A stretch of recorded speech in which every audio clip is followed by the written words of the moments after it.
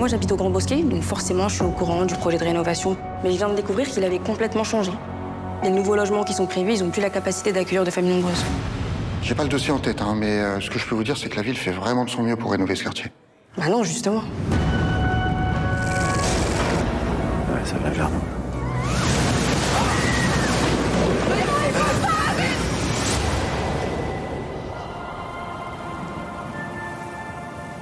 Le bateau est plus là. Tell me a bit about the situation in Afghanistan before you left to come here. Yes, I was a translator in Afghanistan. I'm here to ask for something to help me sleep. Bâtiment 5, nouveau film de Lajli, 4 ans après Les Misérables. Mélanie Thierry et Gilles Lelouch sur une île déserte dans Soudain seul et la poésie en noir et blanc dans Fremont. C'est le programme de ce nouveau numéro 100% cinéma de À l'affiche. Bienvenue à tous. Bonjour Thomas Borez. Bonjour Louise. Et nous avons le plaisir aujourd'hui de recevoir l'actrice Anta Diop. Bonjour. Bonjour. Merci beaucoup d'être avec nous. Vous êtes donc l'héroïne de Bâtiment 5, le nouveau film de l'auteur des Misérables, Lajli. Ça va en cette semaine de sortie, vous n'êtes pas trop stressée? Mais non, du tout. Plutôt excitée. Excitée de voir un petit peu comment est-ce que le film sera reçu, mais très très contente. Nous, on est très contents de vous recevoir et je vais faire les présentations. Donc, Anta Diop, vous avez 31 ans, je crois. C'est la deuxième fois que l'on vous voit à l'affiche d'un long métrage après le jeune Iman de Kim Chapiron, sorti en avril dernier. Donc, juste quelques mois plus tard. Aujourd'hui, donc, vous voilà maintenant dans une ascension fulgurante à tenir les premiers rôles du nouveau film, on l'a dit, de Lajli. Ce film, c'est Bâtiment 5. Lajli, c'est aussi Les Misérables. Rappelons quand même ce parcours. Prix du jury au Festival de Cannes. On le voit, Lajli, là. 3 Césars, une nomination aux Oscars. Autant dire que ce Bâtiment 5 était attendu au tournant. Et vous y incarnez donc Abby, une habitante d'un quartier d'une ville imaginaire, Montvilliers. Une ville qui s'apprête à connaître un plan de réaménagement entraînant la destruction d'une barre d'immeubles, le fameux Bâtiment 5 du titre. Voilà un crève-cœur pour ses habitants. Et parmi les voix qui s'élèvent contre cette injustice, il y a Abby, donc vous, Anta Diop. On regarde. On est face à une occasion en or. Ça fait des années que la mairie va expulser ces Je gens. dois pas virer des gens le jour de Noël. Parce que c'est à ça qu'elle vous sert, vous, la police?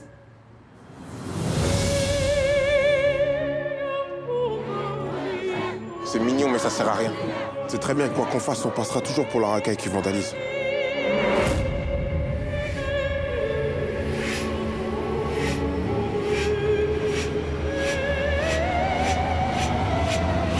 On ne peut pas être que en colère. On ne peut pas. J'en ai marre de voir toujours les mêmes nous gouverner, c'est à nous d'agir.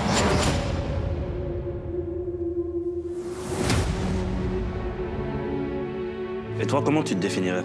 Moi, je suis une Française d'aujourd'hui. Les mots de votre personnage, Anta Diop, justement, qui est exactement cette Abby? À quel point elle est inspirée de jeunes Françaises d'aujourd'hui? Abby, c'est une personne emblématique dans son quartier qui a une association, qui aide les gens et qui va forcément se lancer en politique pour défendre les siens face à ce maire qui arrive là et qui est parachuté dans un environnement qu'il ne connaît pas vraiment. Donc oui, Abby, c'est une personne qu'on retrouve souvent dans toutes les banlieues de France. On fait les avant-premières un petit peu et on voit que souvent, après le film, on a tout le temps quelqu'un qui vient et qui nous dit « Waouh, j'ai l'impression que vous avez décrit notre vie ». Donc Abby, on existe énormément. C'est aussi une héroïne femme, noire, qui porte un foulard. C'est pas forcément un personnage qu'on voit beaucoup au cinéma. C'est aussi ça qui fait l'intérêt de ce film. Bien sûr, bien évidemment. Moi, c'est ce qui m'a frappée quand j'ai lu le scénario. C'était de voir effectivement qu'un personnage féminin noir pouvait vraiment tenir tout un film. Et c'est un honneur pour moi de pouvoir incarner Abby au cinéma. Et je remercie encore Laj pour ça. Le film, il a été tourné, je crois, dans la cité des Bosquets à Montfermeil, là où a grandi Lajli. Est-ce que vous étiez, vous, familière de ce quartier-là avant d'y tourner?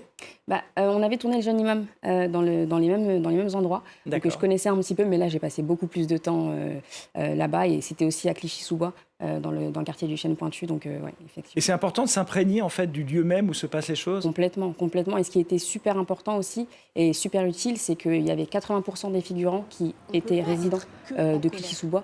Donc on a pu discuter avec eux un petit peu et se rendre compte vraiment de la réalité du récit que l'âge portait à l'écran. D'accord. Et vous, comment vous en êtes venu au cinéma? C'est vrai qu'il y a juste 2 films. C'était pas quelque chose que vous vouliez faire peut-être au départ? Comment tout ça s'est un petit peu enchaîné? En fait, j'ai toujours été passionnée par l'acting, mais j'ai jamais forcément osé sauter le pas. Donc j'ai juste suivi mes études, fini par trouver un travail, mais je me suis rendu compte que c'était pas forcément un domaine dans lequel je m'épanouissais. Il y avait toujours en arrière-plan cette idée de cinéma, et donc j'ai décidé de suivre d'abord un stage d'acting pour avoir un avis professionnel. Et une fois que j'ai eu un avis qui me légitimait un petit peu, je me suis dit allez, tentons les castings. Il y a une autre phrase que j'ai retenue dans le film. Vous dites votre personnage, Abby, dit « On ne peut pas être que en colère ». Complètement. C'est vraiment cette phrase-là qui définit le combat de Abby. Oui, tout à fait.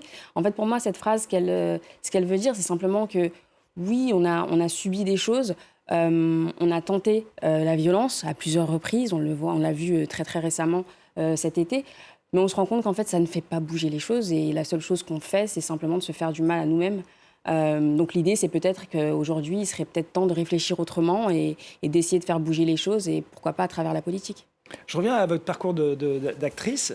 Est-ce qu'il y a des actrices, justement, qui vous ont inspiré, qui vous inspirent dans votre parcours? Est-ce que vous avez des modèles comme ça? Alors, je me souviens l'un des films qui m'a marqué, je ne sais pas pourquoi, mais j'avais la cassette à la maison et je regardais en boucle, c'était Sister Act, le 2, avec Whoopi Goldberg.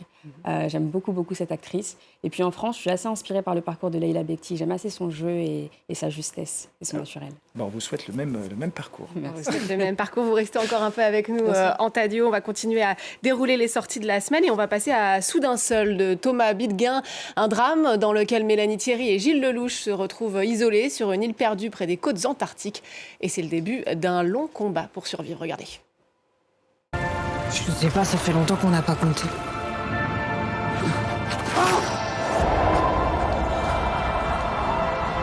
Ben, il faut qu'on se barre d'ici.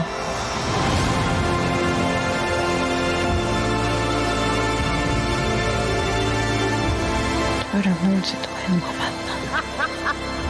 Plus rien qui peut nous séparer. Plus rien. Je t'abandonnerai jamais, mon amour. J'arrive pas à vivre sans toi.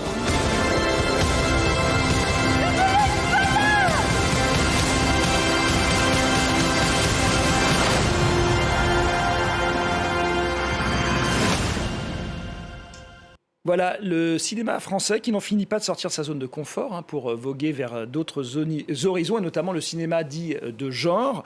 Alors Thomas Bidguin, on le connaît, c'est d'abord un scénariste reconnu pour son travail notamment avec Jacques Audiard, Un prophète de Rouillé d'Os, ou encore Dipan, c'est lui qui avait écrit tout ça. Le voilà qui s'essaye au film donc façon île déserte, alors grand bien lui fasse, mais on se demande pourquoi il ramène sans arrêt son scénario à un film sur la crise du couple, qui aurait pu se passer dans un petit appartement, dans quelques mètres carrés. Alors là, on se demande pourquoi ils sont au milieu d'une île déserte.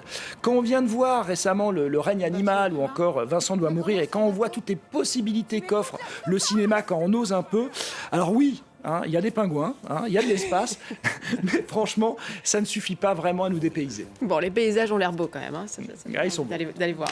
Bon, on va terminer avec Fremont, dont on a entendu parler à Sundance et lors du dernier festival du film américain de Deauville, Thomas. Voilà, c'est un film qui signe tout de suite par son style un petit peu son pédigré, format carré, noir et blanc granuleux, plan généralement fixe, personnage en quête de fixation. Ça nous rappelle un cinéma indé qu'on voyait dans les années 80, celui de Jim Jarmusch ou encore de Aki Kaurismäki.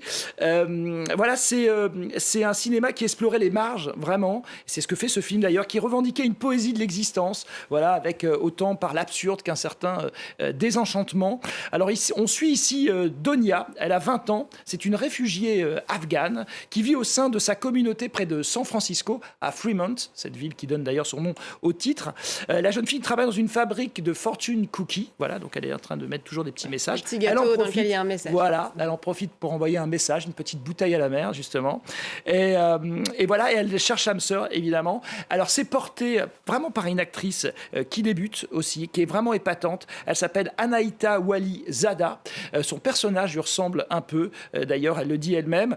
Et on retrouve aussi Jeremy White, Allen White, qui était le héros de la série The Bears, qui est absolument génial. Il ressemble un peu à Sean Penn. Il a cette même comme ça âpreté. Voilà, c'est un film vraiment étonnant. Il a remporté le prix du jury à Deauville et remarquez, vous l'avez dit, à Sundance. Très bien, merci beaucoup Thomas, on se retrouve à vous. évidemment la semaine prochaine. Merci beaucoup Antadio Merci d'être à vous. venu nous voir.